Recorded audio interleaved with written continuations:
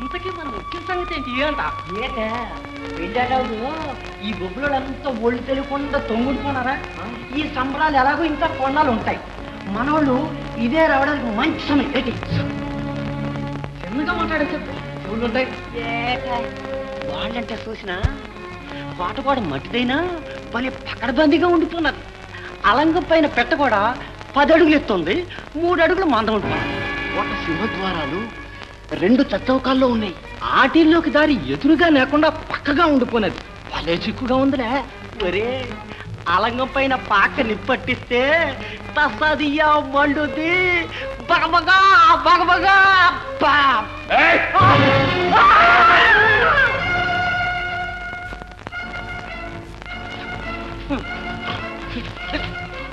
మీరు ఇదేలాగా ఏగులుంటారా పిల్లలు రక్షిస్తుంటారా మా కూడా రహస్యం మీకు మా రాజుగారు తీసుకెళ్ళిపోరా అమ్మన్నారు సరే మా రాజుగారితో చెప్పు సంగతి ఇదిగో ఈ శాంత స్వభావానికి బహుమానం బాబాగారు ప్రొద్దున్నే ఏదైనా పెళ్లి వేళాకోళమా ముంచుకొస్తున్నా నిమ్మకు నీరెత్తినట్టుంటారు బావగారు వినండి వాళ్ళ నోటే వినండి మన శత్రువులు ఎంతకు తెగించారు చెప్పరా గాడిదా చెప్పు అబద్ధం చెప్పావా ముక్కలు చేసి గద్దలుగా వేస్తారు అంతా నిజం చెప్పేస్తాను రాజమండ్రి మకంలో మా రాజాగారు తంత్రం చేసేసినారు ధర 5 జంకు దుబాసి లక్షణకు లంచం ఇచ్చేసి బుస్సుకి తంపై కోపం తెప్పించేసి బొబ్బుల కోట మా చిన్నరాజా వారి పేరు రాయించేసుకున్నారు ధర కోట కొట్టి ఆడికి ఇప్పించడానికి మా వారు అందరూ కలిసి వచ్చేస్తున్నారు ధర మమ్మల్ని ఇక్కడ బాగొట్టాలి తెలుసుకెళ్ళిపోరమ్మన్నారు ధర పొట్ట తిప్పలకు గడ్డి తిన్నారు పిల్లల గల్లని రక్షించండి ప్రభువులు ఏ నక్క వినయాలకే వీటిని తీసుకుపోయి కొరతనేయండి బాబోయ్ గులాబీ నా తప్పులేదు రక్షించండి ప్రభువులు ఆగండి పిచ్చుక మీద బ్రహ్మాస్త్రం కోటవతలు విడిచిపెట్టండి ఎంతకు దిగజారారు దురాశ మానవుణ్ణి ఎంతటి హైన్యానికైనా ఈడుస్తుంది సైన్యము అన్యాయముని ఇంకా సానుభూతి దేనికి బావగారికి ఇప్పటికైనా తెలిసి వచ్చిందా వాడి రాజ్యదాహం ఆజ్ఞాపించండి సైన్యాలను ఎదురు నడిపి అవక్ర పరాక్రమంతో దురాశాపరుడైన ఆ విజయరామరాజును దేశంలో దొరబడి ఏలాలనుకునే ఆ పరాసు ముష్కలను నా ఖడ్గదారులకు బలిస్తాను శాంతించు బాబా నవీన మారణాయుధాలు గల పరాసు పటాలం అసంఖ్యాకమైన విజయరాముని సేనావాకిని వీటిని నడిపించే బుస్సీని హైదరును తొందరపడి ఎదిరించటం అంత శ్రేయస్కరం కాదు మీరనవలసిన మాటలా ఇవి బుస్సీ హైదరు జంగులు విజయరాముండేకముగాక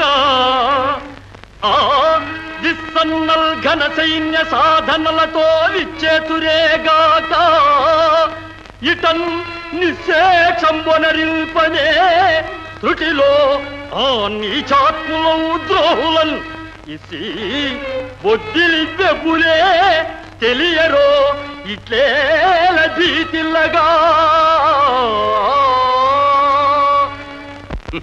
పిరికి మాటలే ఆడారు బావగారు బావా లేకపోతే ఏమిటిది ఈ రాజ్యంలో మీకు మించిన ఖడ్గ నైపుణ్యం ఎవరికి ఉంది అస్త్ర విన్యాసాలలో నా అంతటి వాడినే అవలేలుగా అధిగమించేవారే మీరా యుద్ధానికి వెనుకంజ వేయడం సమయం వస్తే మాది ముందడిగే కానీ శక్తిని యోచించి వినియోగించడం ప్రజాపాలకునిగా మా కర్తవ్యం దీనికా ఇంత యోచన నన్ను ఒక్కడిని పంపించండి చాలు మీరంతటి అసహాయశూరులే నాదొక్క మనవి చెప్పండి శత్రు సైన్యాలు మన రాజాంకోట మీదుగానే రావాలి అక్కడే వారిని అటకాయిస్తే మనకు విజయమే లభించవచ్చు మంచి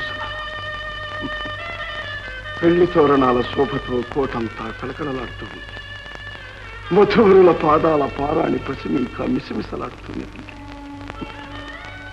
ఇంతలోనే కళ్యాణ వీధిని కథల రంగంగా మార్చారు బావగారు పాపారాయుడుండగా మీకు ఆ తలపే అనవసరం ఇప్పుడే బయలుదేరి వెళ్ళి రాజాంకోటలో మకాం వేస్తాను పొలిమేర దాటకుండా శత్రువులను ప్రతిఘటిస్తాను సాహసిస్తే రామరాజును పరివారాన్ని అక్కడే అనుమతించండి బావగారు అలాగే వెళ్ళినండి బాబా మన ఆశలన్నీ ఈ మీదే పెట్టు సెలవు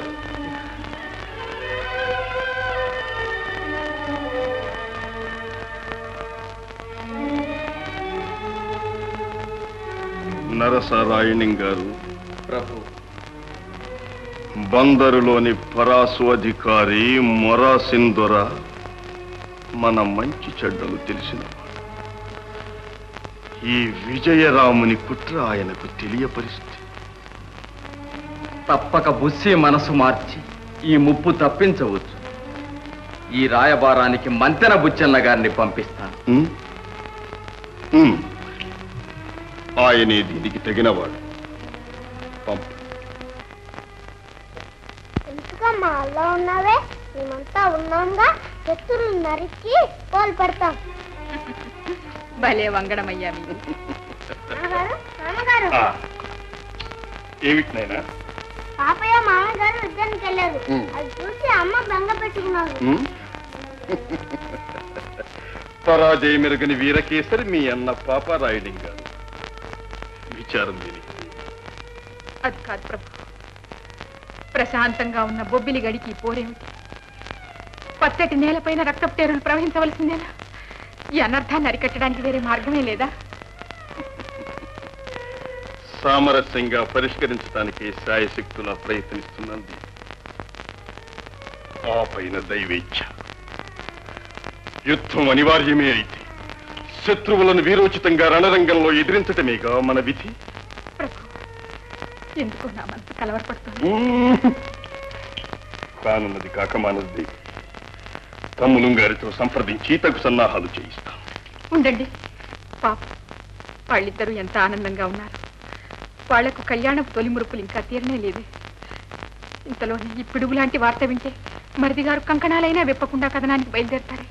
అవును, తమ్ములు గారు అసలే ఆవేశపరు. ఈ వార్త వింటూనే అగ్నిహోత్రంలా విజృంభిస్తారు. మేమే అన్ని ఏర్పాట్లు చేసి సమయం చూచి తెలియపరుస్తాం. అదే నా మనవి. వాళ్ళ అనురాగ జీవితంలో ఈ అకాల మేఘాలు దేనికి?